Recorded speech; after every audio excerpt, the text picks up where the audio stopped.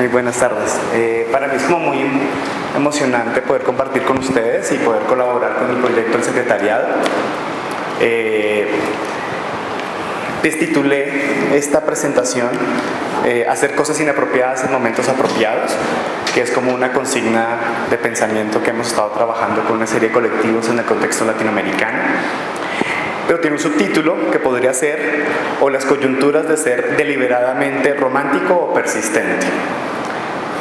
Pues un poco lo que quisiera trabajar con ustedes y presentarles es, bueno, yo soy académico, soy teórico, aunque documento e investigo procesos sociales y artísticos. Sé que trabajar desde la academia puede ser un poco engorroso, sobre todo por todo el ejercicio discursivo, de citas, de autores, y esas cosas como que hay que hacer, y pues que de alguna manera también nos refugian a los que estamos trabajando desde esos lugares. Más aún, también creo que en el ejercicio de pensamiento y de reflexión uno puede encontrar diferentes coyunturas o espacios para movilizar cierto tipo de prácticas, y pues ahí es donde me ubico yo. Una vida deliberadamente académica y muy romántica con un ejercicio de estar cerca a los actores, y pues por eso me entusiasma mucho poder estar acá, porque más que ser una mesa académica es como un reconocimiento de experiencias y de procesos. Dicho eso, pues me disculparán mis citas y mis referencias académicas, son como herramientas de uso. Y bueno, me ubico más que todo en una serie de intersticios. Yo trabajo cómo las prácticas artísticas participan de las dinámicas de los procesos sociales y políticos, llámese activismo, llámese terapia, llámese pedagogía, más que una historia o un entendimiento de las prácticas del arte en sí mismas.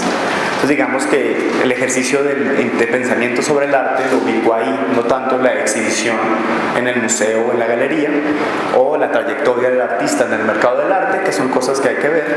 Yo más bien intento pensar trayectorias de artistas y de pensamientos que están vinculados dinámicamente y comprometidos con procesos de lo social. Y pues bueno, voy a entreleer y comentar algunas cosas porque si no me voy a perder, pero quisiera comenzar con esta cita que me parece muy puntual. Es de Slavoj Žižek, en un texto como de principios de los 2000 que se llama Tú puedes. El texto dice: cuando escucho la palabra cultura, echo mano a mi pistola. Se supone que eso dijo Goebbels.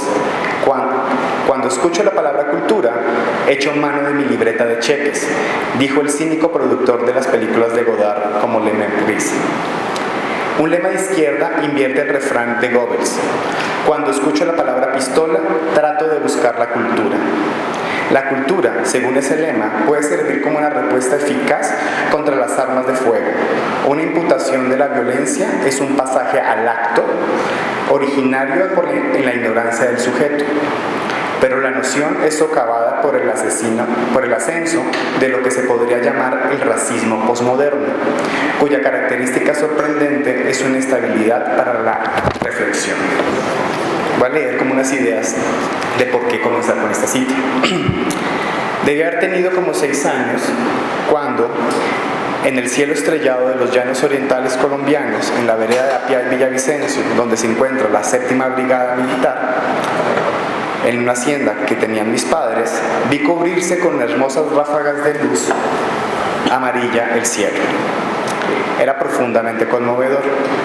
Era finales de la década de los 80 y como mis hermanos mayores estaban extremadamente fascinados con Star Wars, la veían una y otra vez hasta el cansancio, supuse que en la casa de campo de mi familia en las noches se desarrollaba una disputa entre los rebeldes contra el imperio. La verdad es que no me equivocaba, que de alguna manera presenciaba a lo lejos la liberación de los planetas controlados por un autoritario circuito de comercio intergaláctico, y que era hermoso y que sucedía ante mis ojos. Le pregunté a mi padre, un terrateniente de los llanos orientales, y me aclaró que si eran las luces de rayos lanzados por la paz por un ejército digno que buscaba la liberación, pero no intergaláctico, sino que eran los enfrentamientos nocturnos de la Fuerza Aérea Colombiana, que quedaba a pocos kilómetros de mi casa, que tienen una de las bases más importantes del país, y que iban en contra de los rebeldes que destruían la paz. nuestra apreciada paz de clase media terrateniente. Al fin de cuentas, era nuestra casa de campo. Por primera vez en mi vida me enteré que era la paz. Es todo aquello que hacía el ejército para liberarnos a mí y a mis hermanos y a mi familia de los rebeldes. Ahora, más que conmovedoras, estas luces eran dignas de admiración. Muchos años más tarde, ya estudiando sociología en la Universidad Nacional de Colombia, reconocí que esto que había imaginado cuando era pequeño era mucho más complejo, que la paz es mucho más complicada que lo que acostumbramos a considerar cotidianamente, que el ejército no es el bueno ni que los rebeldes son los malos, que las adscripciones imaginarias unilaterales del juicio sobre lo que es lo bueno, lo malo, lo correcto, la guerra y sobre todo la paz, de las cuales incluso yo creía, se había complejizado a tal punto en la historia reciente de Colombia por medio de dolorosos genocidios, desapariciones, secuestros, desplazamientos, la fundación del terror gracias a ataques explosivos armados contra la sociedad civil, desde mediados de la década de los 80. Que la configuración de la violencia es más complicada de que lo que solemos decir como entonces, como esos son los malos. Y que la suma de guerrillas, ejércitos paramilitares, narcotráfico, corrupción y delincuencia organizada genera un panorama de poder y de biopoder que atraviesa nuestras vidas. Que la muerte es más que dolor de la pérdida, sino que también es la constatación de que estamos todos metidos en encrucijadas de las cuales tenemos que tomar forma, adscribir la culpa, a veces sin saberlo o sin darnos cuenta. Más que todo, no hacer nada. Luego comencé a trabajar con proyectos artísticos y culturales, a escribir sobre cómo generar justicia por medio del arte. Desesperadamente quería lo que los trabajadores sociales promovían a través del sentimiento. Recuperar el alma en el cuerpo, recuerdo que pronunciaba en ese entonces. Todo me parecía urgente, todo me parecía imposible y todo me parecía inevitable.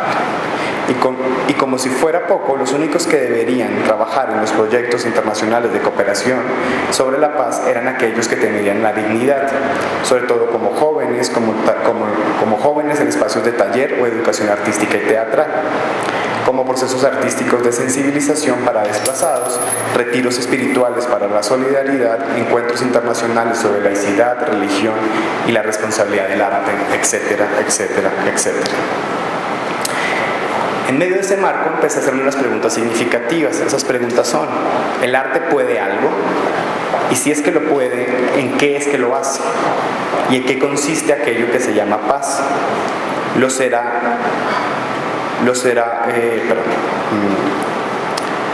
Cada vez que formulaba estas cuestiones a mis colegas, preguntándoles o cuestionándoles si la categoría de paz era correcta o incorrecta, me respondían con retóricas fundadas en diversas expectativas ideológicas, como las del teatro comunitario de la década de los 70, y una nostalgia de izquierda que, más que una reflexión profunda sobre nuestro cierto sosiego y argumento existencial, que se aguardaba cuando decíamos que buscábamos la paz.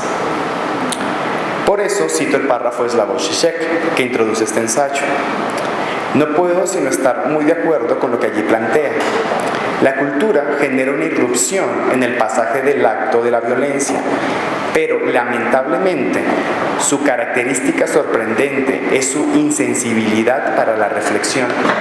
Somos tan sensibles como el acto que nos vemos críticamente las contradicciones que fundan nuestra sensibilidad. Giorgio Agamben, como toda potencia, es también potencia del no hacer.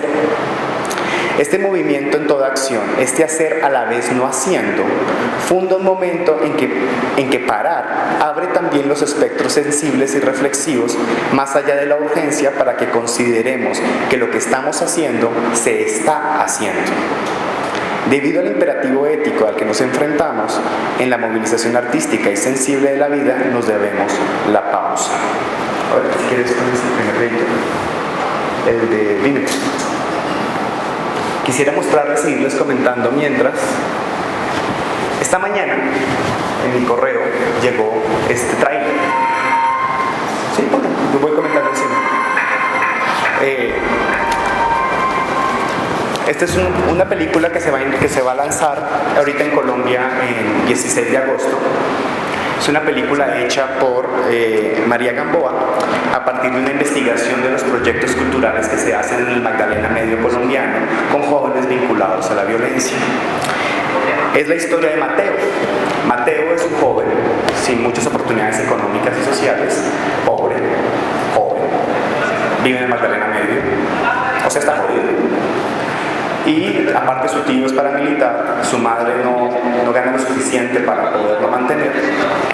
Y su tío lo contrata o lo incluye dentro de las filas de una organización paramilitar para que se inserte como adolescente dentro del grupo de teatro de la comunidad y que a su vez informara de qué es lo que hace este grupo de teatro.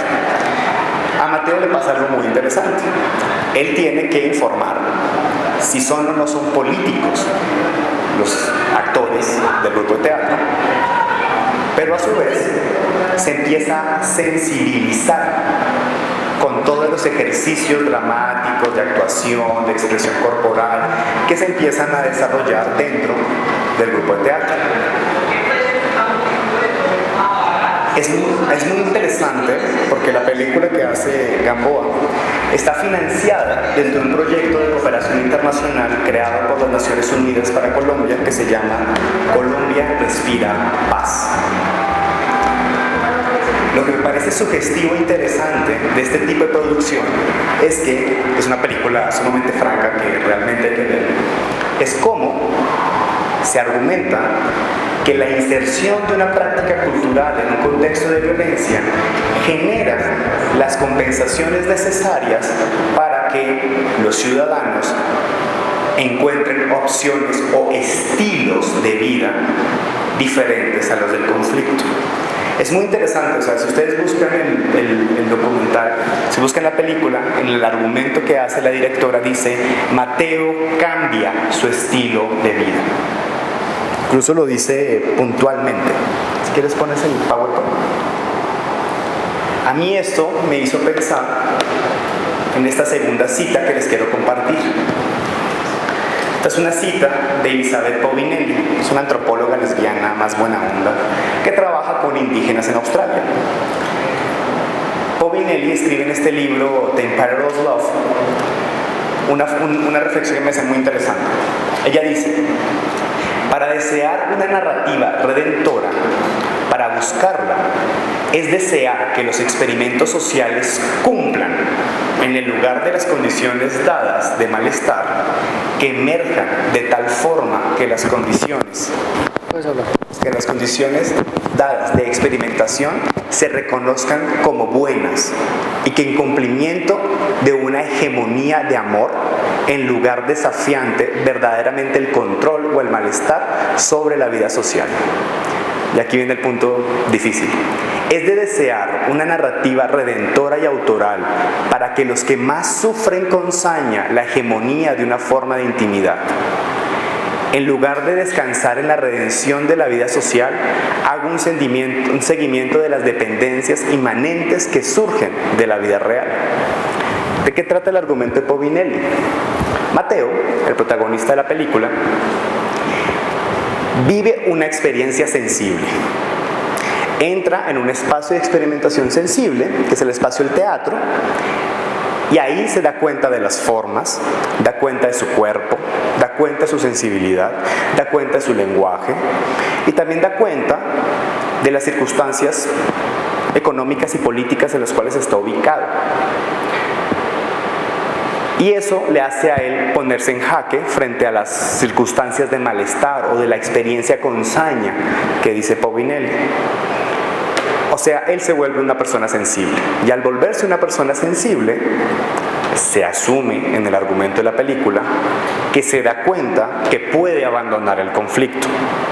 Aquí hay un elemento, un imaginario muy importante.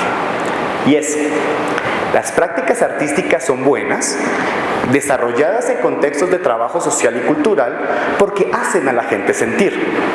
2, que la gente sienta es muy importante para que se dé cuenta de qué coyunturas de orden social, económico, político afectan sus cuerpos.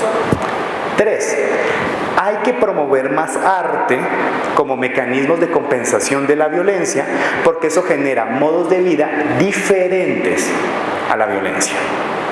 4, la vida cultural y sensible, al parecer, no tendría nada que ver con la vida del conflicto armado. ¿Sí? Aquí hay un elemento muy interesante. La semana pasada, toda esta semana y la semana pasada estuve trabajando en Medellín, en la Comuna 13, con grupos así como los colegas de Ojo de Sancocho, y allí una chica brillante, Juliana, me decía: es que yo no tengo ninguna víctima en mi familia, a mí esto nunca me ha tocado. Le respondíamos con Elena López, mi colega que vino desde México a trabajar conmigo con ellos, le volvíamos la pregunta: ¿te has dado cuenta entonces más bien cómo es que el terror y el miedo y la impotencia hacen parte de tu propia existencia?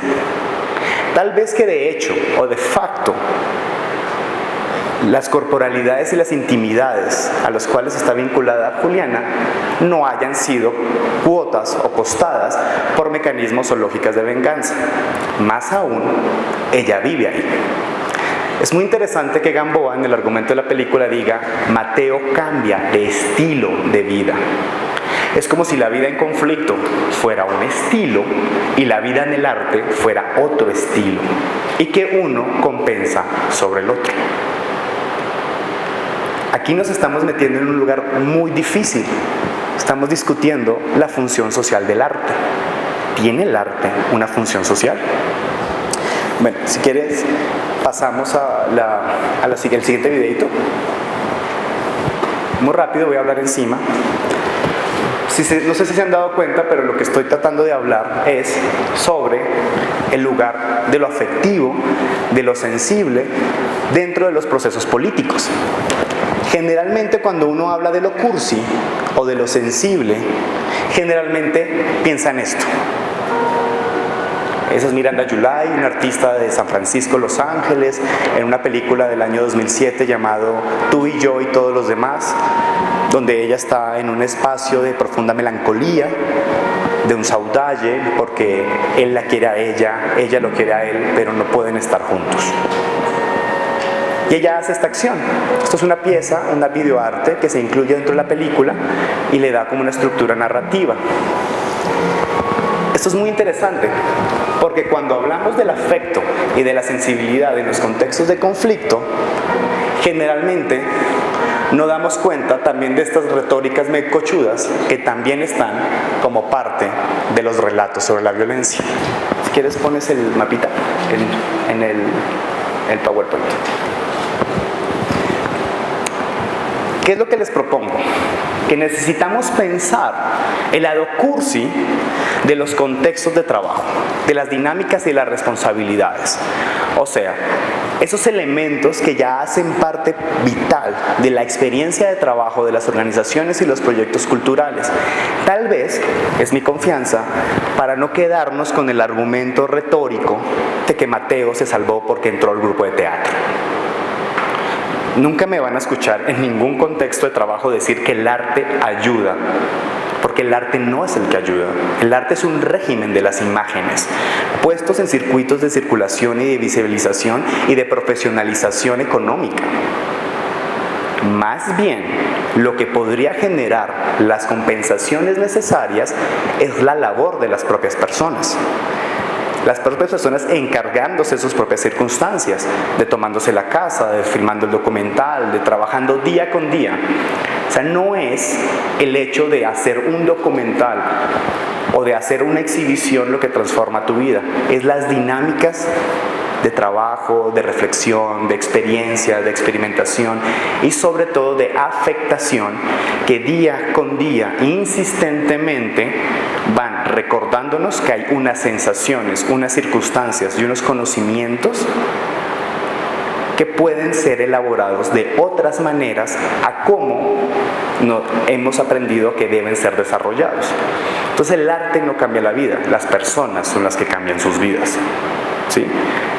El arte puede ser entendido como una práctica más, como puede ser el deporte, como puede ser la medicina, como puede ser la academia, como puede ser donde se experimentan tipos de relaciones, procesos de conocimiento y se ponen en juego las afecciones.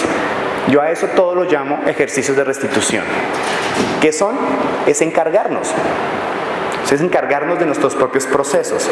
O sea, no es en el discurso decir que porque tenemos un centro cultural o porque estamos trabajando en un proyecto independiente de documental o porque hacemos trabajo con comunidad, ya estamos salvando, como Mateo en la película, sino más bien dar cuenta que lo que estamos produciendo es una serie de prácticas, de técnicas, de maneras a jugar en jaque frente a contradicciones muy particulares de la vida de las personas e incluso de nuestras propias vidas, que somos los que estamos en ese agenciamiento.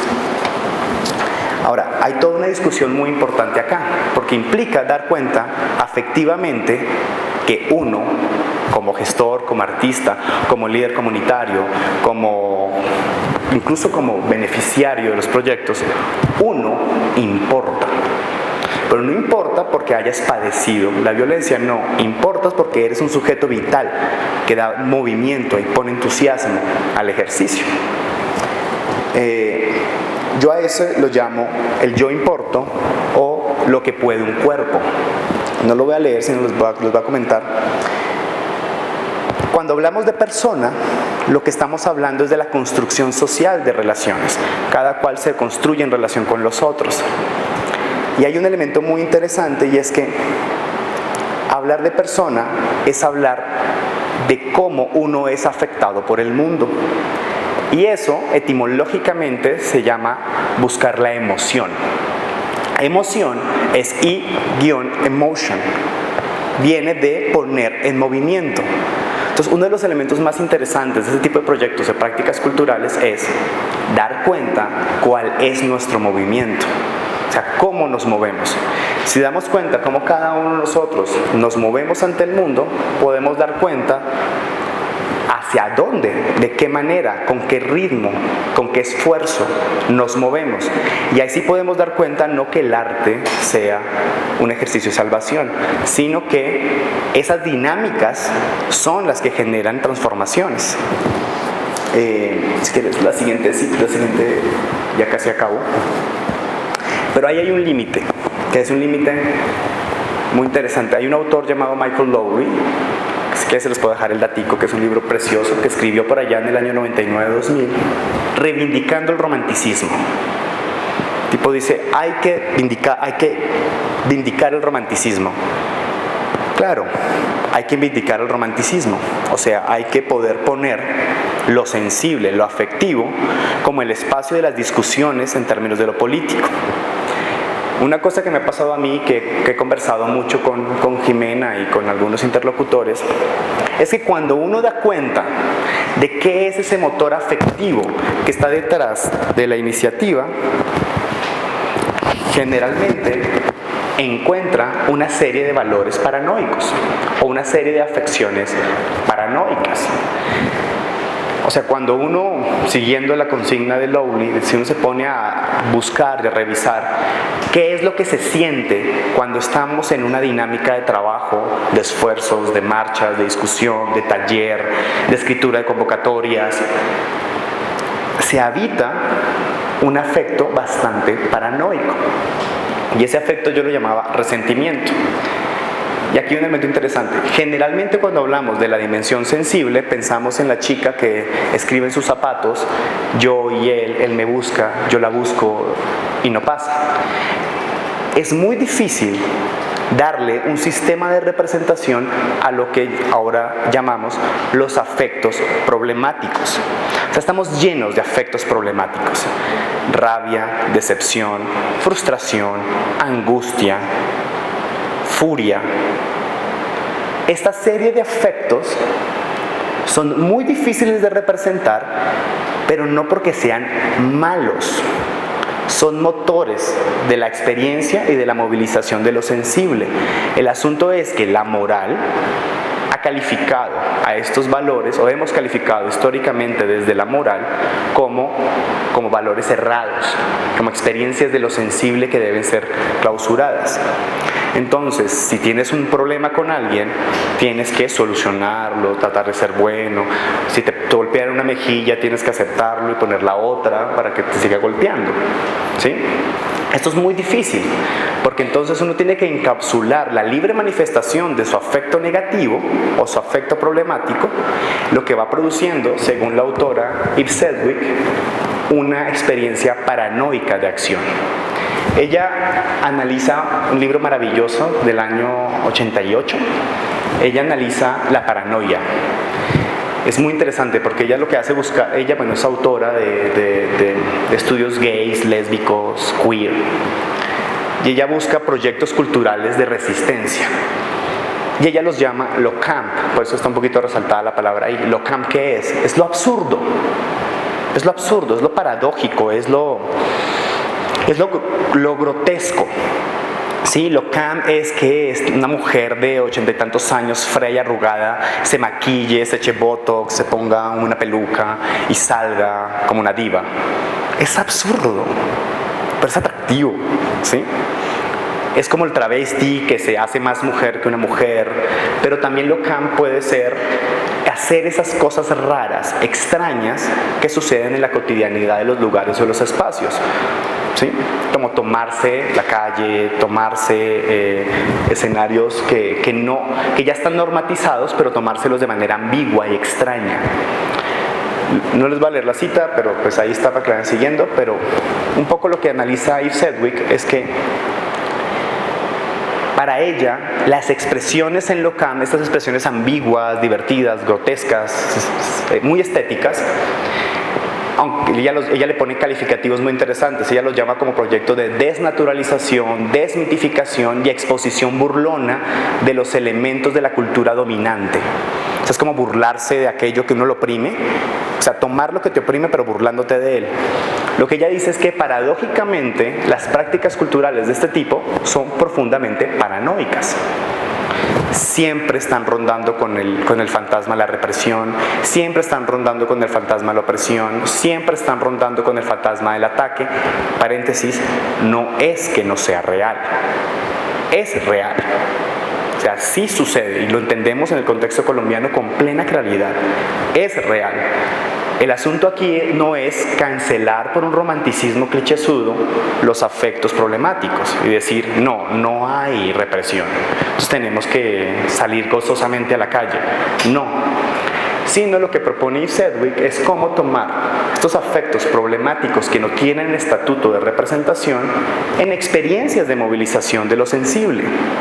O sea, realmente encargarse de la decepción y realmente encargarse del resentimiento. O sea, no clausurarlo en pro de un bienestar futuro, ¿sí? Sino promover aquello que el resentimiento afecta y cómo genera interrelaciones personales. Yo por eso, ya para cerrar, les traía una idea, que es la última. Sí, la última de ahí. Esta. Hay un ejercicio, estas son unas imágenes de una artista brasilera llamada Ligia Clark, que se ha vuelto como un canon muy importante dentro de las prácticas culturales y sociales en los últimos años. Ahorita en este mismo instante hay una muy problemática retrospectiva de Ligia en el Museo de Arte Moderno de Nueva York. Ligia fue una artista que dejó de hacer obras de arte en el sentido estricto de la palabra. O sea, Ligia, por allá en el año 63, vivía en Sao Paulo, dejó de exhibir, dejó de hacer cosas que pasaban en una galería, en un museo, como todos los artistas que estamos aquí sentados. O sea, no exhibimos, ya no mostramos imágenes para que un curador nos las monte una detrás de otra, sino lo que hacía Ligia era experimentos y experiencias que están conectados. A partir de esta pieza que está allá, que se llama Caminando, que es del año 63, que es cortar una cinta de Moebius, lo que hace Ligia es promover experiencias que afectan el cuerpo y dar cuenta cómo afectan el cuerpo. Entonces, el arte no es exhibir algo, sino participar de una experiencia, ¿sí? Y la creatividad no está en fundarse como un autor con trayectoria, sino tener la capacidad de poder promover experiencias. Luego hace esta pieza que está aquí abajo, que es una bolsa de aire con una roca, o a veces se puede hacer con un huevo, Si lo hacen, realmente si inflan un globo y ponen el huevito, realmente van a reexperimentar la sensación de angustia. Es increíble. Uno va sintiendo que mientras va moviendo el globito, hay algo en que el huevo caiga que te produce y va alimentando la misma sensación de angustia. O esta otra, que se llama, arriba, que se llama el objeto relacional, que se hace en un proyecto que se llama la estructuración del self, que es la última obra de Lilla antes de morir en un paro cardíaco. Aquí lo que hace es manipular objetos para ponerlos en diferentes partes del cuerpo, y eso va incitando a sacar experiencias atadas en el cuerpo que no necesariamente tienen nombre o enunciación. Ella todo esto lo llamaba, con eso quiero cerrar, un estado del arte sin arte. ¿Qué es lo que decía Lilla? Hay que dar cuenta tanto de las emociones promovidas por la sociedad como el amor romántico, clichésudo de la niña en los zapatos rosa que lo ama a él y la ama a ella y bla bla bla. Lilla dice, eso hay que dar cuenta de ello, hay que alimentarlo también, pero también hay que dar cuenta de esas emociones conflictivas que no podemos nombrar. Un estado del arte sin arte es promover actividades donde la confusión de todas las emociones toma forma, y al tomar forma puede ser experimentada por los otros, ¿sí? Para Lilla esto tenía condiciones terapéuticas, o sea, podía ser una terapia. Hay algunos autores que dicen y manifiestan que no.